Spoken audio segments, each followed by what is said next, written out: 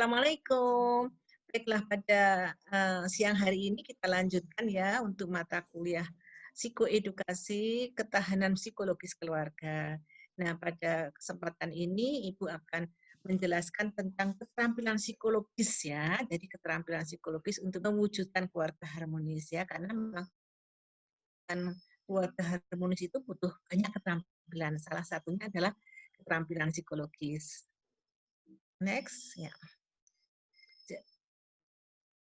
Jadi ada beberapa konsep ya, konsep ketahanan keluarga itu meliputi ketahanan keluarga ya, ketahanan family strength sendiri, kemudian nanti ada community strength dan kemudian juga ada cultural strength.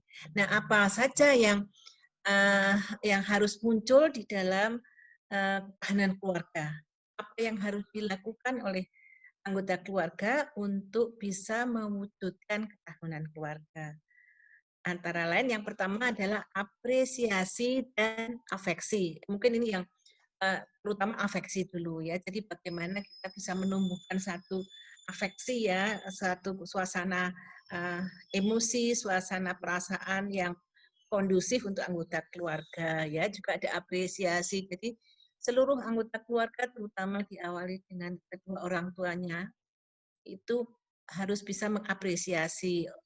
Masing-masing orang tua juga harus mengapresiasi suami, apresiasi terhadap istri, begitu juga istri apresiasi ya, memberikan pujian, penghargaan terhadap istrinya. Kemudian ada komunikasi positif ya. Komunikasi itu mudah, tapi komunikasi positif itu yang seperti apa? Ya komunikasi yang tentunya tidak menyakitkan orang lain, komunikasi yang isinya adalah komunikasi yang penuh penghargaan, ataupun mendengarkan ya, kemudian juga ada menerima orang lain, terutama adalah anggota keluarganya, dan juga bisa empati pada anggota keluarganya. Kemudian juga ada komitmen pada keluarga. Nah ini ya butuh komitmen, butuh satu keseriusan, kesungguhan. Ya, setiap anggota keluarga harus punya satu komitmen terhadap keluarga. Suami punya komitmen terhadap istri, istri juga begitu sebaliknya. Anak-anak suami istri atau orang tua juga punya komitmen terhadap anak-anaknya ya. Jadi suami sebagai tulang punggung keluarga harus mempunyai komitmen ya di dalam mencari rezeki untuk anggota keluarganya. Kemudian istri juga begitu, sebagai seorang istri harus mempunyai komitmen untuk menciptakan suasana di rumah agar bisa nyaman, menyenangkan, ya, indah, menyejukkan bagi keluarganya. Demikian juga anak-anak, ya, orang tua terhadap anak-anak. Jadi semuanya punya komitmen. Nah, komitmen itu biasanya bisa termanifestasi dalam adanya rule dan rule ya. Jadi ada aturan-aturan yang ditanamkan dari keluarga dan ada peran-peran juga ya yang masing-masing anggota keluarga itu tahu hak dan kewajibannya ya. Kalau semuanya itu mempunyai kesadaran atas hak dan kewajibannya itu akan muncul suatu keluarga yang harmonis ya. Kemudian ada waktu bersama yang menyenangkan ya. Jadi jangan sampai keluarga itu hanya diberi sisa-sisa waktu dari kesibukan kita ya. Jadi perlu ada kebersamaan. Nah, kebersamaan itu nanti disepakati kapan, apakah saat makan bersama atau saat kita ibadah bersama ya, dan disitulah terjadi adanya dialog ya. Jadi ada curhat, masing-masing anggota keluarga menceritakan pengalamannya sehari-hari yang barusan dialami ya, mungkin juga kegembiraan, mungkin kesedihan, itu perlu difasilitasi. Dan kalau ini memang ada di dalam keluarga, indah sekali ya, karena anak-anak terutama yang sekarang punya tantangan yang cukup berat, kalau ini dilakukan di dalam keluarga, anak-anak tidak akan mempunyai tekanan-tekanan ya, tidak semuanya itu bisa diekspresikan, bisa diluapkan gitu ya, emosi-emosi yang terutama emosi-emosi negatif yang mungkin dibawa dari luar gitu ya. Kemudian ada kesejahteraan keluarga. Nah ini ya, jadi kita sadari bahwa uh, uh, apa keluar apa agama ya maaf, agama itu spiritual itu sangat menentukan karena dalam melihat manusia itu harus secara holistik, fisik ya, kemudian sosial, psikologis dan spiritual. Demikian juga kalau ini bisa jadi untuk memenuhi kebutuhan anggota keluarga, terutama orang tua memenuhi kebutuhan anggota anaknya, itu juga kebutuhan fisik, psikologis, sosial, dan spiritual. Jadi kebutuhan spiritual itu juga harus dialokasikan, harus dipenuhi ya bagi orang tua terhadap anaknya ya, dan juga orang tua saling memberikan atau mengingatkan kebutuhan spiritual anggota keluarganya.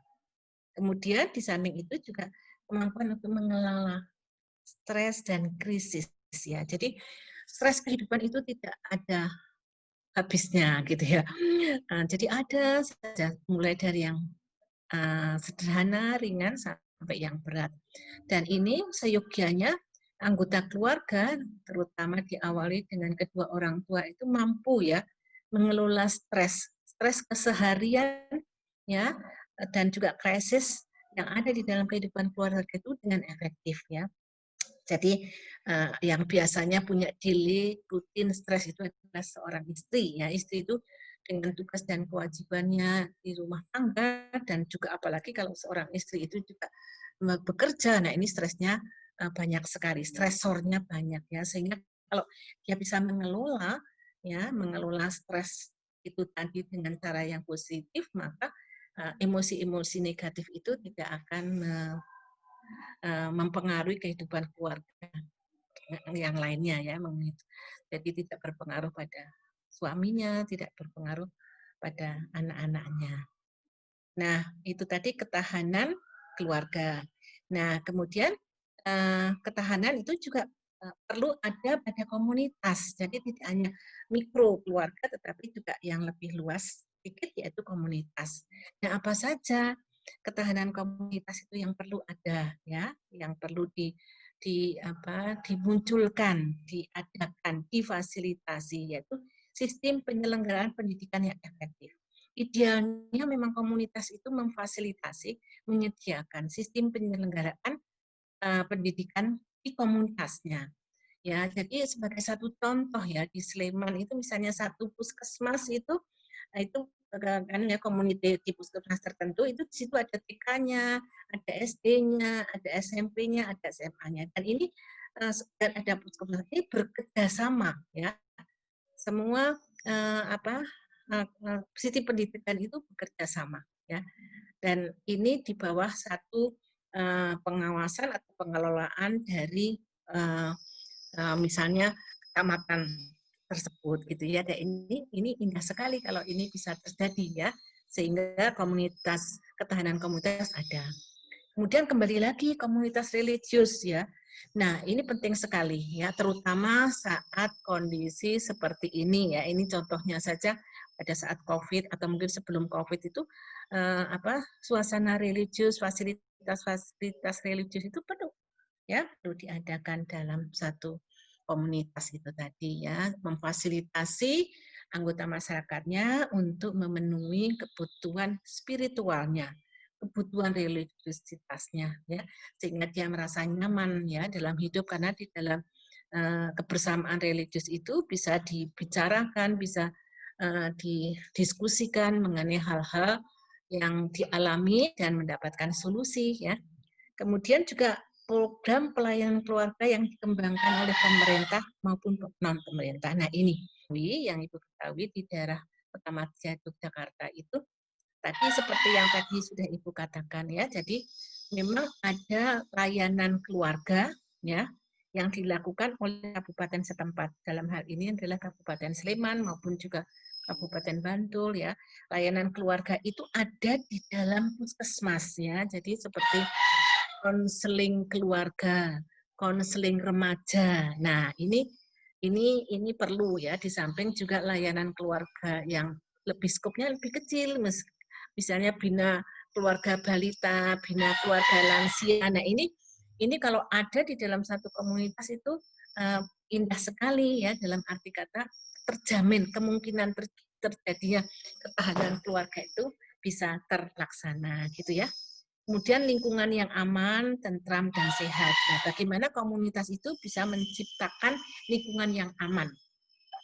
Ya, yang aman itu bisa diadakan dengan adanya ronda, ya, yang itu dilakukan secara gotong royong, ya, semuanya ikut berpartisipasi, kemudian juga tentram, ya. Jadi kalau sudah aman, biasanya juga ada ketentraman dari anggota komunitas itu, ya, karena semuanya dikoordinasi ya dengan baik dan sehat.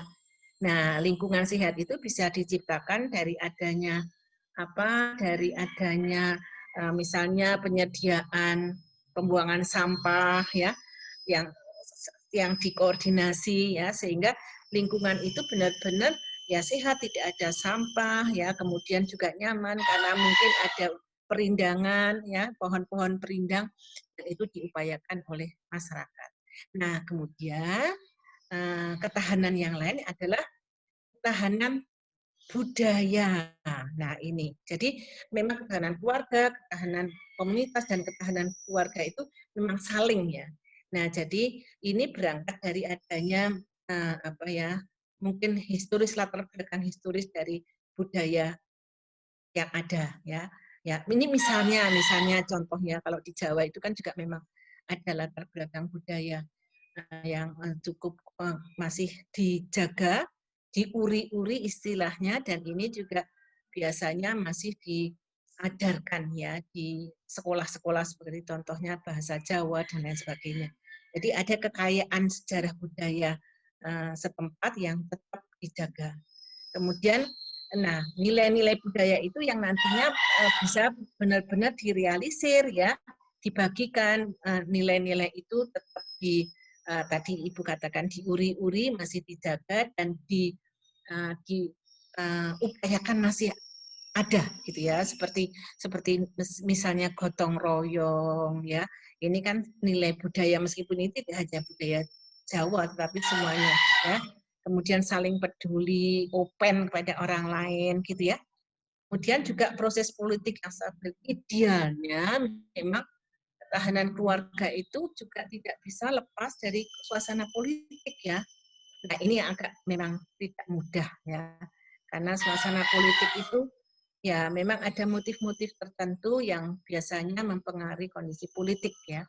Kemudian perekonomian yang layak ini memang penting sekali ya, bagaimana masyarakat itu punya ketahanan keluarga yang baik ya tanpa kondisi ekonomi yang baik ya. Nah, ini memang pemerintah ini sudah dalam hal ini pemerintah perlu mengupayakan memfasilitasi anggota masyarakatnya untuk mendapatkan kesempatan untuk mendapatkan finansial atau ekonomi yang baik, mendapatkan kesempatan untuk berusaha, berupaya, ya, misalnya kalau berwirausaha ya yang baik, dan pemahaman masyarakat atas pentingnya ini tadi ketahanan keluarga secara luas gitu ya.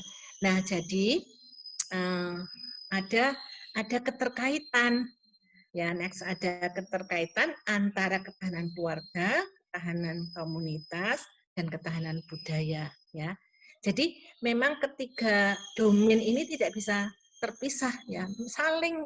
Ya, ketahanan keluarga tidak bisa lepas dari ketahanan komunitas. Ya, ketahanan komunitas juga tidak bisa lepas dari ketahanan budaya. Ini saling kait mengait. Nah, di sini jadi ada upaya. Kalau ketahanan keluarga memang yang mengupayakan keluarga, ya.